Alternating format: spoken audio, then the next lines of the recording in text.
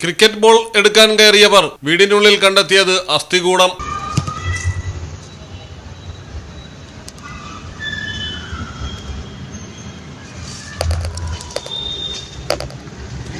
ഹൈദരാബാദിലാണ് സംഭവം. നമ്പള്ളിയിലുള്ള മുനീർ ഖാൻ എന്നയാളുടെ ഉടമസ്ഥതയിലുള്ള വീട്ടിൽ നിന്നാണ് അസ്ഥികൂടം കണ്ടെത്തിയത്. സമീപത്തു നിന്ന് മൊബൈൽ ഫോണും അസാധുവാക്കിയ കറൻസി നോട്ടുകളും കണ്ടെത്തി.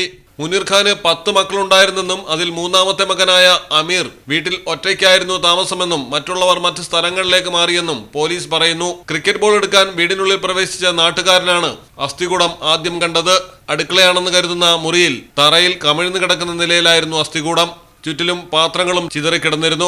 മൊബൈൽ പരിശോധനയിൽ അസ്ഥികൂടം അമീറിന്റേതാണെന്ന് അനുമാനിക്കാമെന്നാണ് അസിസ്റ്റന്റ് കമ്മീഷണർ ഓഫ് പോലീസ് പറയുന്നത്. ഫോൺ നന്നാക്കി പ്രവർത്തിപ്പിച്ചപ്പോൾ 2015-ൽ 84 മിസ് കോളുകൾ വന്നതായി കണ്ടെത്തിയിട്ടുണ്ട്. മരിച്ചയാൾക്ക് ഏകദേശം 50 വയസ്സ് പ്രായം വരും. ഉപേക്ഷിക്കപ്പെട്ട നിലയിൽ കിടന്നിരുന്ന വീട്ടിൽ 10 വർഷം മുൻപ് നടന്ന മരണമാകാമെന്നാണ് പോലീസിന്റെ നിഗമനം. അസ്ഥികൂടത്തിൽ എല്ലുകൾ പൊടിഞ്ഞു തുടങ്ങിയിട്ടുണ്ട്. സ്വാഭാവിക മരണമാകാനാണ് സാധ്യതയെന്ന് നിഗമനം. News desk Malayalam television. ഇടനെഞ്ചിലെ സ്വപ്നം മികച്ച ജോലിയാണെങ്കിൽ ഇനി ചിറകു വിരിച്ചു പറക്കാം. Empire College of Science. Empire College of Science, Moondal, Kuttipuram, Malappuram.